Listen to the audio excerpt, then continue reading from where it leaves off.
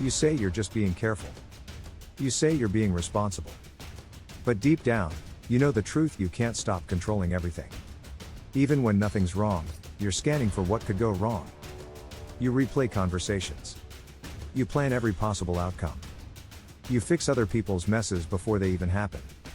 And when things finally do fall into place, you don't feel peace, you feel anxiety about when it will end. The hidden root of control, the fear of losing control, doesn't come from arrogance. It comes from trauma. Somewhere in your past, chaos hurt you. Maybe it was a home where anything could explode without warning. Maybe you had to grow up too fast, because no one else was holding things together. Maybe love was conditional, safe only when you behaved right. So you learned a rule: if I stay in control, I'll be safe. And your nervous system built your entire identity around that belief. The paradox: you control to feel safe, but the more you control, the less safe you feel. Because control feeds anxiety. It tricks you into thinking peace can be earned through effort. That if you plan, fix, and predict enough, nothing bad will happen. But bad things still happen. And when they do, you blame yourself. You think, I should have seen it coming.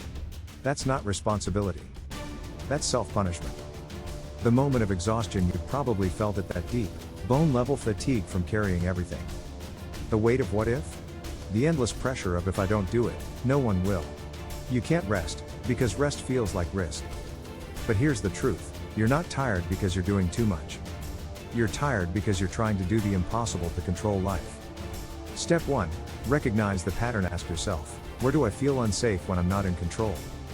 What emotion am I avoiding by staying busy? For most people, the answer is vulnerability. You fear the collapse of structure, because it would force you to feel what you've suppressed for years: grief, fear, helplessness. But those emotions don't destroy you. They free you. Step 2. Let go gradually. You don't heal control by force. You heal it by trust, built one small step at a time. Start small. Let someone else make a decision. Let something go unfinished. Let silence happen without rushing to fill it. It will feel wrong at first because your nervous system has been trained to equate stillness with danger. But every time you survive the stillness, you prove that you're safe. Step 3. Redefine safety. Safety isn't about control. It's about trust, in yourself and in life. Real safety comes when you know you can handle what happens, not when you try to prevent everything from happening. When you stop fighting uncertainty, you stop living in tension. You start living in flow. The illusion of perfection. Perfection is just control in disguise. It says, if I do everything right, no one will leave, nothing will break, I won't get hurt. But perfection isolates you. It keeps you safe from love, connection, and joy, because those things require imperfection. You can't receive love if you're always managing it. You can't feel peace if you're always editing life. The moment you surrender, there comes a day when you realize the world didn't fall apart when you stopped gripping it. The people who truly love you stayed. The opportunities that mattered found you. And for the first time, you didn't have to force anything. That's not chaos. That's alignment. Letting go doesn't mean losing power.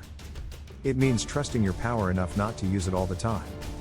You were never meant to control everything. You were meant to participate, to dance with life, not dominate it. Control is fear disguised as strength. Surrender is strength disguised as peace. The world doesn't need you to hold it together. It needs you to be fully here, awake, alive, and unafraid to let go. Like, subscribe, and share.